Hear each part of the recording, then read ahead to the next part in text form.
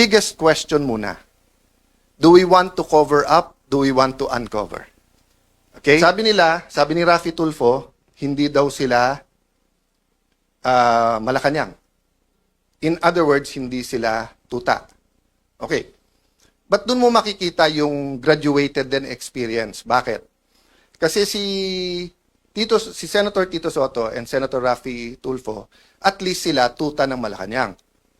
Pero si Erwin Tulfo, tuta lang ni Lacson. Hindi siya tuta ng Malacanang. 'Di ba? Kasi nga may hawak sa kanya si Senator Lacson na alam sa kanya. Yung sinabi niya na may tatlong kumausap na wag pumirma. Unang-una, yung dalawa kakampi na nila. Pangalawa, yung kakampi nilang isa, nagsabi nakwento din sa akin yon. Sinabi kay Erwin, kami ang ginaganito ngayon. Ito ang hawak sa'yo. 1, 2, 3, 4, 5. Isang araw, ikaw gaganon. Kaya nung una, hindi rin pumirma si Erwin. So, yun ang mahirap sa Senado. 24 lang kami. Araw-araw kami nagkwekwentuhan. Minsan nagiinuman pa. Kaya kung magkwekwento kayo, ayusin nyo kwento nyo kasi alam ko rin yung kwento eh. Di ba? Magkwekwento kayo, bitin pa. Oh, yung totoo. Oh, Erwin Tulfo, isa-isay natin hawak sa'yo. Gusto mo? Oh, yung kontraktor na balik-balik sa office mo. Yung kontraktor sa party. Oh, marami pang iba. Doon muna tayo. Oh, marami pang iba. Di ba? Okay. So sabi nung iba, kung sasabihin mong tuta, ano si Senator Lacson? Hindi na po tuta si Senator Lacson, aso na po siya. Matagal na po matagal na eh. Okay, gumulo ba bigla ang Pilipinas? So yes, they look at the Senate and they say, magulo ba Senate?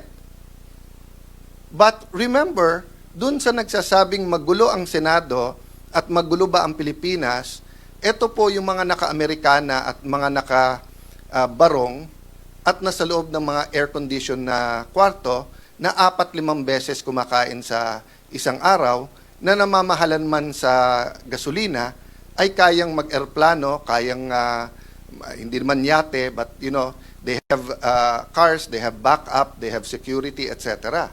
Sa ordinaryong Pilipino, hindi ba gulo yung hindi ka makakain ng 3 beses sa isang araw? Hindi ba gulo yung padadala mo sa ospital at wala kang pambayad, pauwiin ka? O worse, sa takot mo sa gastos, ni hindi mo sasabihin sa magulang mo o sa asawa mo, sa anak mo na may sakit ka. Kasi alam mo na kahit middle class ka, you are one hospitalization away from poverty. So rather than telling yung mga kamag-anak mo na baka may cancer ako, hindi mo na lang sasabihin. Bakit? Kasi mas gusto mo pang maayos buhay nila at makakain sila, walang tumigil sa pag-aaral, kaysa sa alagaan ka. This happens again and again. Di ba? Whether you talk about farmers who cannot eat, what an irony, di ba? Sila ang farmers pero hindi sila makakain ng 3 beses sa isang araw. Di ba? We produce a lot of things in the Philippines, but we export them. We cannot enjoy it here. They have to export it back to us, and malaki ang tubo doon. Then you look at the stock market, you look at, I'm happy that all of these big companies have billions in profit. But when you look, for example, at your Meralco bill now, and you tell yourself, paano nangyari to? Mas mataas pa to, tumalon, kaso dun sa mga NBA stars sa final. And then you read na record-breaking ang tubo ng Meralco last year or next year, mababasa mo for this year. Again, it's good for a company to be profitable, di ba? But there are questions. What are the congressmen doing? What are the senators doing? What are the cabinet secretaries doing? The same thing, di ba? Sabi nung isang businessman, huwag kayong mag-alala, hindi kami magsasamantala dun sa pagtaas ng presyo ng gasolina. But by the time he said that, the oil companies already made, what was the figure? 50 billion pesos in less than a month.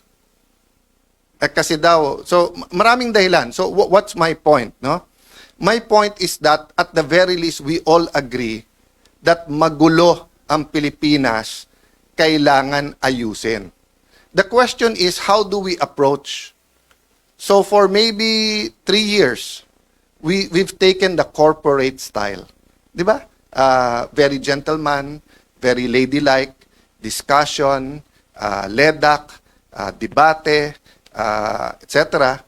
But siguro somewhere in 2025, yung impeachment kay Vice President Sara Duterte, yung pag-export sa atin dating Pangulo, and then yung revelation ng flood control, umiba. Umiba. And everyone keeps saying na, hindi, balik na natin sa dati kasi nga, before the pandemic, Duterte tayo, okay naman tayo. Pag alis naman ni Duterte, okay naman tayo. Nung nag-eleksyon, okay naman tayo. Di ba? But, biggest question muna, do we want to cover up? Do we want to uncover? Ang laban sapagkat tinanggal na sa atin pati kapangyarihan. Actually, kahit naman nung nandun tayo, nasa kanila lahat ng kapangyarihan, lahat ng pera. Di ba? Lahat ng bag, lahat ng maleta, lahat ng bag, pati libag, nasa kanila na. Oh, di ba? Oh, hindi, libag means dumi. Oh, anong hawak lang natin nun? Ang hawak lang natin nun ay katotohanan. Di ba? Okay. So, let me jump, no? So, 2 things. Number 1, we cannot do anything that is unbiblical. So, ganun din, let's not do anything that is unconstitutional. Let's not be tempted that because they violated the rules, we violate the rules. Diba? So, meron rules na anyway, I won't go there, but you know what I'm saying. Just because sila ginawa nila yon. So, I was telling kanina sila, na anong dehado yamado ng Christian sa politika? In a sense, dehado tayo kasi bakit? So, all throughout my political life, for example, may nililigawan na leader. Yung hindi Christian, reregaluhan ng lalaki o ng babae, depende sa preference niya. Yung kabila, para ligawan. Susuhulan. Pagka nagdebate, kahit kasinungalingan, gagamitin. Ang Christian leader, hindi pwedeng magregalo ng tao. Ang Christian leader, hindi dapat manuhol. Ang Christian leader, hindi dapat magsabi ng hindi totoo. So, sasabihin nung, paano kayo mananalo? Oh, because your strength is also your weakness is your strength. Because truth is your strength. And if you look in terms of battles, natatalo kayo minsan. Pero if you think in terms of wars, di ba? You win the war because truth eventually wins out. But siyempre, humanly, ayaw mong tumagal. Sino ba naman may gusto ng gera, laban ng laban? That's why yung iba nating kasama sa Senado ay dati natin mga allies for the truth. Pero napagod nung tumanda na. Di ba? So, nung tuta pa lang sila, gusto nila katotohanan. Nung naging aso na, napagod na eh. Di ba? Okay. So, babalikan ko yun mamaya. So, for me, I'll just leave that with you today. Di ba? 1, you have to have a foundation. Kailangan may babalikan ka. So, pag sinabi kong, eto gagawin ko Senado, ano ba sabi ng rules ng Senado? Ano ba sabi ng Constitution? So, eto ang gagawin natin sa Pilipinas. O ano ba sabi ng Bible?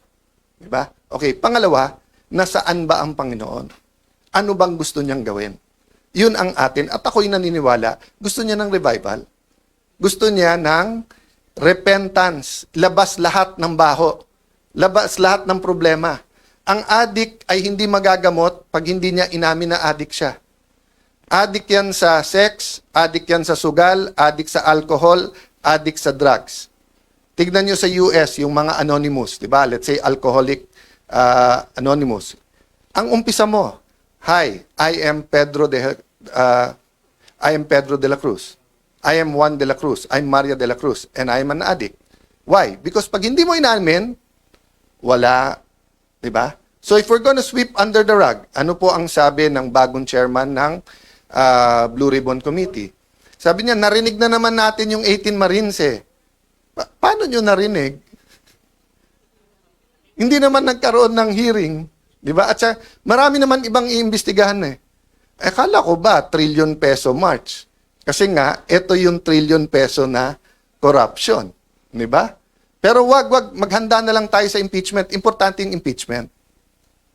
Pero hindi pwedeng impeachment lang. Selective justice yun. Di ba? Okay. So, yun 2 things, di ba? We have to have a basis of what is truth And secondly, we want to know where truth is going, where it's going. So, ang sabi ko sa inyo, pangalawa, revival not revolution. What's the difference nung totoo? Yung political revolution, palitan mo lang yan, okay na. Sana kung si ganito maging presidente natin, kung si ganito maging speaker natin, kung si ganito maging Senate president, kung si ganito lang maging mayor natin magbabago. Don't get me wrong, leadership matters.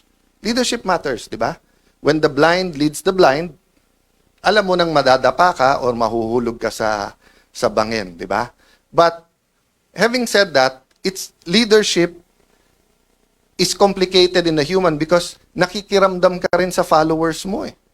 'Di ba? Kaya nga hirap yung mga reformers kasi to a certain degree, and this is a true story, kilala nyo to pero hindi ko na sasabihin sa inyo kung sino. Yung isang sekretary na napakaselan ng hinahawakan niya dahil corruption nga, sinabi ko sa kanya, yung pangalan niya, there are 3 kinds of people following you now. Last year to. 3 kinds of people. First, yung gusto ng totally pagbabago, na sa departamento mo, tunay na yung bidding, wala nang corruption. Di ba? Lahat ng gawin ng departamento mo, ayos na. Okay. The second one, ayaw na ng ghost, pero baka naman pwede tayong bumalik sa 10-15%. Kasi kailangan natin yan. Di ba?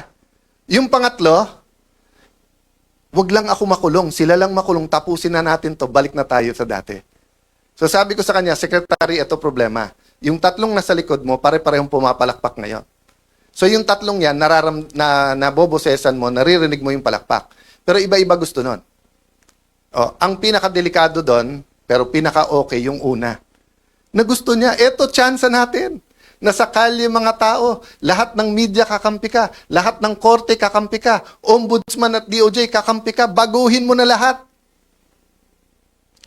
Yun ang pinakamaganda, pero sila ang pinakakonte. Di ba? Ang medyo mas marami, yung konting corruption, okay naman eh. Kaya lang ang problema sa Pilipino, yung konting corruption, season lang yon. Lalaki din ulit yon. Di ba? Prinun mo lang eh, hindi mo hinugot eh. Ano mangyayari sa isang puno, sa isang halaman, prinun mo? Lalong lalago, di ba?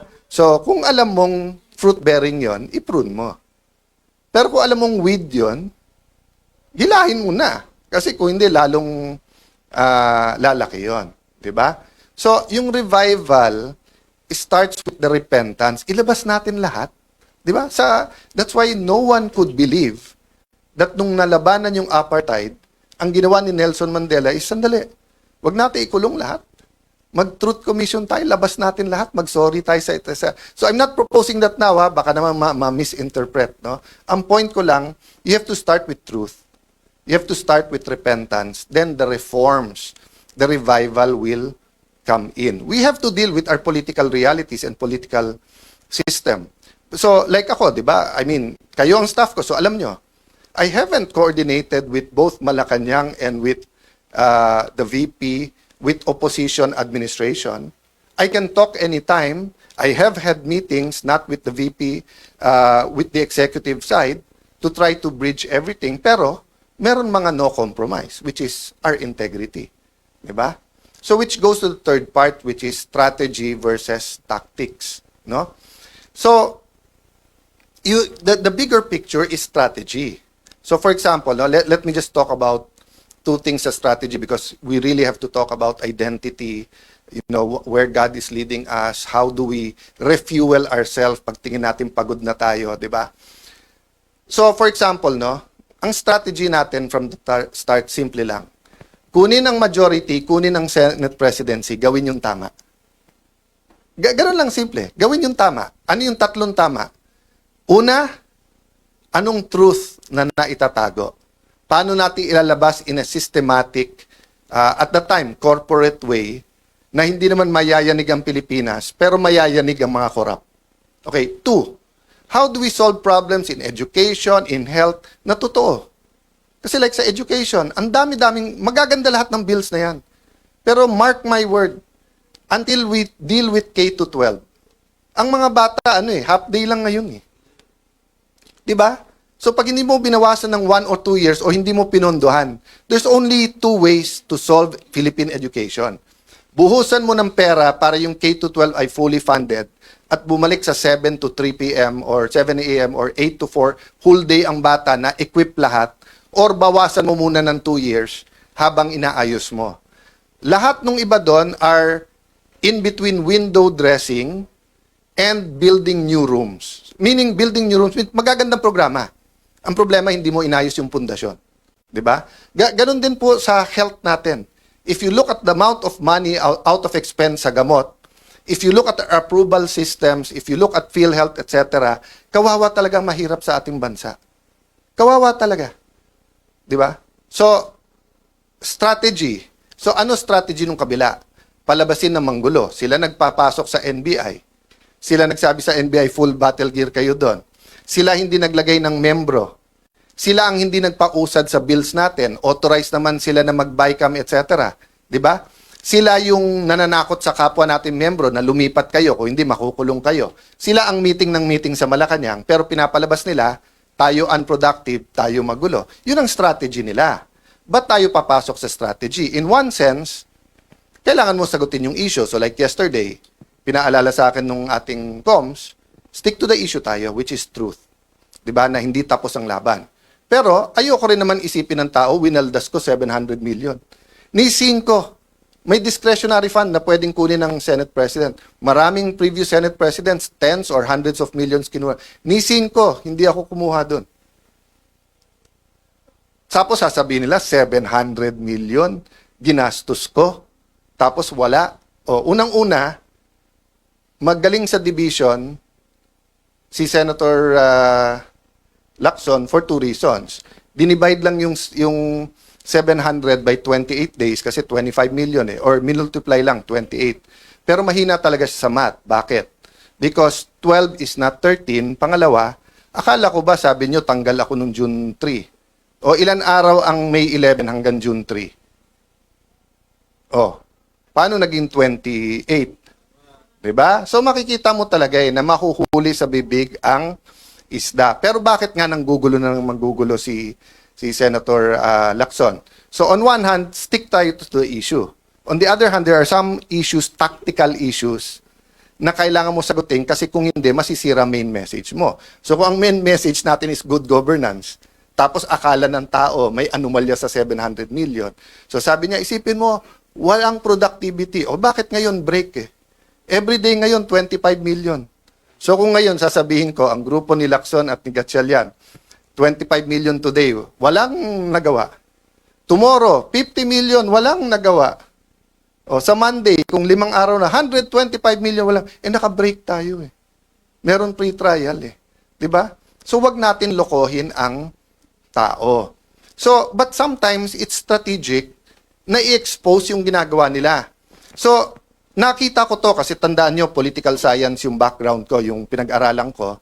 And uma-absent ako sa school, sumama lang sa tatay ko because I was really interested in politics. I've been a counselor since I was 21 years old. I've been in government. So what's my point? Nung nakita ko na dumami ang mga congressman na bumabanat sa VP nung 24-25, sabi nung iba, ang dami ng galit. Sabi, hindi, naging speaker ako eh. Magaling ang strategy yung speaker. Bakit? Alam kasi nila na sa Pilipinas, we have a two-party system. Diba? Sabi nung iba, multi-party. Hindi, two-party system tayo. Diba? Party on Friday, party on Saturday, election sa Monday, Tuesday, lahat kakampi na sa administrasyon. May maiiwan lang na konting oposisyon. So in a sense, two-party, administrasyon, oposisyon. Diba? Medyo unique lang ngayon kasi yung mga Pinklawan, Dilawan, kumampi, Marcos na rin. Dahil ayaw kay VP Sara. So ang nangyayari ngayon, they claim to be the opposition, but the opposition oppose. They're actually co-administering. Diba? So, what's my point there? Ang galing ng ginawa nila. Kasi pagka yung congressman hindi nagsalita ng mabigat versus VP Sara, alam nilang pagpalapit na or bumango, kakampi din nila o dalawa kakampi. So ang ginawa nila, binitawan, sinusuportahan, ginalit, or whatever. No, I'm not saying hindi conviction nung iba sa Quadcom, etc. I'm point, it was a systematic attack. So that nga, hindi na sila, so that point of no return na. Na kung ikaw man si VP Sara, paano mo pang kakausapin yung mga yon? Inupakan ka na ng ganon. Di ba? So, ganun din ang ginawa nila ngayon sa Senado. Pag upo ko, tumitingin din sila kasi katulad, alam niyo naman si 14, di ba? Si 14, ilan meetings nag-attend siya, nagkikwento, nagsama na ng sitwasyon. Etong si Senator Lacson, kung ano nang ginagawa. Tapos nung nagbilangan na, kumampi doon, siya din eventually kumausap sa ibang kasama na bumaliktad, si 14. So ang point ko, anong ginawa nila? Imbis na dumami tayo by them going to us, nung nag-meeting sila, take turns tayo lahat umupak. Kaya alam ko sa grupo nila ang pinakamatalino, si Lito Lapid. Kasi si Lito, parang kasama nyo na ako, pero wag nyo nang asahan, umupak pa ako. Di ba? I mean, si Lito's the most honest and practical. We're here together, this is politics. Pero wag na tayong gumawa ng imbento tungkol sa kasama natin. Pero sila, nag-take turn sila. Liberal, kayo naman. Rafi Tulfo, ikaw naman. But makikita mo yung diferensya nila eh. Sabi ni Rafi Tulfo, hindi daw sila Malacanang. In other words, hindi sila tuta. Okay. But doon mo makikita yung graduated din experience. Bakit? Kasi si Senator Tito Soto and Senator Rafi Tulfo, at least sila tuta ng Malacanang. Pero si Erwin Tulfo, tuta lang ni Lacson. Hindi siya tuta ng Malacanang. 'Di ba? Kasi nga may hawak sa kanya si Senator Lacson na alam sa kanya. Yung sinabi niya na may tatlong kumausap na wag pumirma. Unang-una, yung dalawa kakampi na nila. Pangalawa, yung kakampi lang isa, nagsabi nakwento din sa akin yon. Sinabi kay Erwin, kami ang ginaganito ngayon. Ito ang hawak sa'yo. 1, 2, 3, 4, 5. Isang araw, ikaw gaganon. Kaya nung una, hindi rin pumirma si Erwin. So, yun ang mahirap sa Senado. 24 lang kami. Araw-araw kami nagkwekwentuhan. Minsan nagiinuman pa. Kaya kung magkwekwento kayo, ayusin nyo kwento nyo kasi alam ko rin yung kwento eh. Di ba? Magkwekwento kayo, bitin pa. Yung totoo. Erwin Tulfo, isa-isay natin hawak sa'yo. Gusto mo? Yung contractor na balik-balik sa office mo. Yung contractor sa party. Marami pang iba. Doon muna tayo. Marami pang iba. Di ba? Okay. So sabi nung iba, kung sasabihin mong tuta, ano si Senator Lacson? Hindi na po tuta si Senator Lacson, aso na po siya. Matagal na po matagal na eh. Okay. But ano ang ibig ko sabihin sa aso? Anong klase? Iba-iba kasing klase ng aso.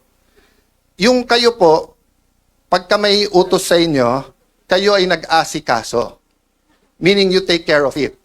Meron din pong aso-kaso. Ano yung aso-kaso? Tatahol yung aso, kakasuhan. So kung makikita nyo po makikita nyo, ang usual procedure, kaya may affidavit o wala, ang witness itetest mo, huwag mong pababasahin ng affidavit. Kasi baka hindi siya gumawa ng affidavit. Si Senator Lacson, binaliktad niya. Hindi, basahin mo na lang yung affidavit. Hindi, sandali, payagan mo muna ang DOJ, kunin yung witness, gagawin yung affidavit. Pagbalik, basahin mo yung affidavit. Hindi po yun ang sistema. Nasaan yung mga abogado na kahit kakampi nyo sa Pinklawan, yung mga dean ng law school, nakita nyo rin yan eh. Noon time na yun, hindi pa panahon magsalita. Kasi akala natin, tama yung pupuntahan. Hindi eh. It's selective justice and some of it's not justice. Yung iba doon, invento. That's why naiintindihan ko yung sakit nung isa. Nasabi niya, inosente ako pa kakasuhan, plunder pa. Diba? So I won't go there because I don't wanna talk about that now. And pasensya na po kayo. Minsan pa kasi sa putikan yung away, so mapuputikan ka talaga, babato ka rin sa putik. But that doesn't mean as Christians, mag-iimbento tayo. We will use money, we will use PR, we will use etc. Diba? So pasensya na po kayo kung minsan, kailangan kong sagutin. Tactical yon. But going back to the strategic, ano ba ang ating trabaho ngayon? To reveal the truth. The truth about the problem in healthcare. How do people get their healthcare? So, pero habang nire-reveal natin, may balik yan So, yesterday, in-inform tayo ng mga kaibigan natin sa DOH na tinanggal na daw tayo sa system. So, hindi na daw tayo pwedeng mag-refer ng mga gagamutin sa iba't ibang ospital. That might be the price we have to pay. And we know, we don't have enough personal resources para ipagamot lahat. Pero, we have enough resources to hire buses. So kung by Monday o Tuesday, DOH, hindi kayo mag-ayos, ibubus ko lahat ng kamag-anak ng pasyente para mapirmahan nyo, para mapagamot yung mga pasyente. Kasi hindi naman ako aatras eh. Di ba? May sakit sila, ang dami-dami yung pera, abroad ka ng abroad, Mr. Secretary. Picture ka ng picture kasama ng mga nasa vape. Di ba? O, tapos, flu shots lang, hindi nyo mabid, hindi makasama. Tapos just because ang tingin mo, wala na ako ngayon sa paningin ng Malacanang, tatanggalin mo yung privilege namin. Oh, Senator Lacson, Sir, sabi mo, hindi pwedeng gamitin ang AIX, hindi pwedeng gamitin ang TUPAD, hindi pwedeng gamitin ang MAIP sa politika, at hindi dapat nag-iipitan. Oh, Sir, nagsusumbong ako sa iyo. Kung hindi ako magsumbong sa iyo, magsusumbong ako sa Tulfo. Oh. Pero, hindi kay Erwin at hindi kay Rafi. Doon ako kay Ben magsusumbong kasi si Ben walang kontrata sa gobyerno eh. 'Di ba? Walang tinatago eh, walang ano, 'di ba? I'm not close to Mon Tulfo. I'm one of his punching bags even during the time of Duterte time. Pero si Mon wala rin kontrata sa gobyerno sa pag-alam ko. So I respect him. Even if he's not in favor of what I'm doing, kahit tinitira niya ako. I also respect Ben, nakikita-kita ko, di ba? Pero si Erwin at si Rafi, paano ko rerespetuhin ko? Paano ko rerespetuhin? Eh, di ba, alam ko kung sino kayo, anong ginagawa nyo, alam ko kung anong hawak sa inyo. Tapos, aaraw-arawin nyo ako sa media. Magdebate tayo, sabihin nyo yung topic, yung debate ng katotohanan, debate ng flood control, debate ng contractor, di ba? Huwag tayo magdebate ng kung ano-anong gusto nyong topic na nililihis nyo lang sa mga nangyayari. So again, mga kasama, tama yung narinig nyo, inuumpisahan na kami. Actually, to be fair ha, for a long time, Senator Amy and Senator Bongo, pinagtatanggalan din ng mga pondo. So, ang sabi nila, daan-daan bilyon ang para sa ayuda at hindi to pwedeng gamitin sa pagpapabango, which is not true ha, also. Nung simula nung nagkaroon ng oil crisis, nung simula nung Israel, open na silang may picture, may pangalan sa pagdidistribute eh. Pero okay lang kasi at least nakukuha ng tao. So don't get me wrong ha, as long as yung mga pasyente na asikaso, it doesn't have to pass through my office. Ang problema, pumunta sa opisina nila, sila nagsasabi, pumunta ka sa congressman, senador. Pagpunta naman nila sa congressman, senador, ay, dito sa congressman na to, kasi kakampi ng Malacanang. Dito kakampi, di ba?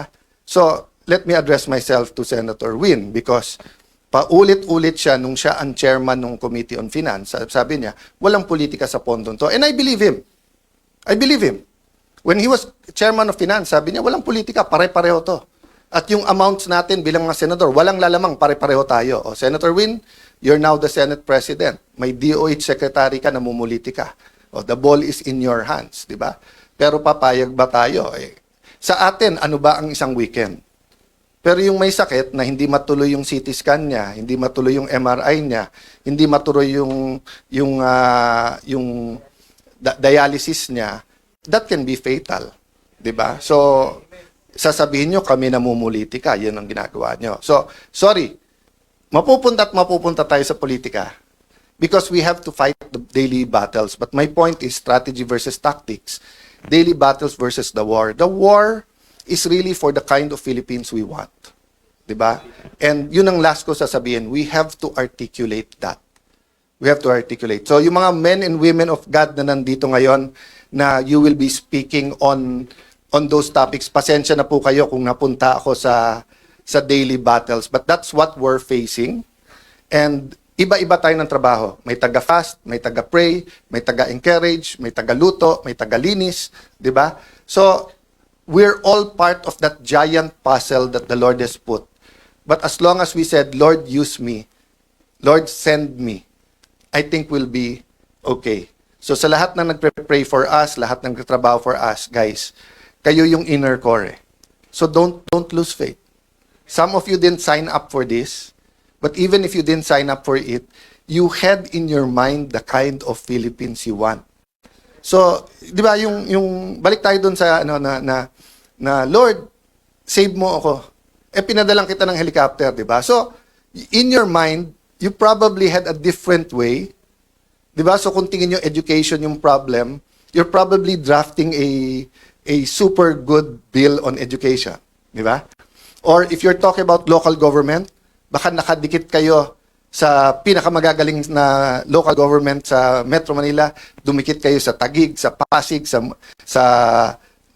Manila, sa Quezon, whatever, 'di ba? Dumikit kayo sa Cebu, dumikit kayo sa Davao, sa Peace and Order, and you think that's the way. But his ways and his thoughts are not ours. Diba? In the same way, let's not say na yung ginagawa natin, yun ang way ni Lord. Hindi. Tuloy-tuloy tayong nagdi-discern. But guys, ang point ko po, kung kayo'y nagdadasal for a new Philippines, a renewed Philippines, kayo nagdadasal for revival, it's here. It's here. So let's not only let's do more. Let's not only do more or work harder, let's work more intelligently. And wag natin pagpilitan ang ways natin. Day by day to. Every day pagtulog, Lord, thank you, wala pa kaming kaso. Thank you, Lord, may AIX pa kami, wala lang MAIP. Thank you, Lord, nabuhay pa kami. Paggising sa umaga, ganun din. Di ba? That's what walking by faith means. Hindi mo kita, pero alam mong dadating. Hindi natin nakikita yung klase ng Pilipinas na gusto natin. Pero sabi ng Panginoon, for I know the plans I have for you, plans to prosper you, not to harm you, plans to give you hope in a future. Good afternoon, everyone.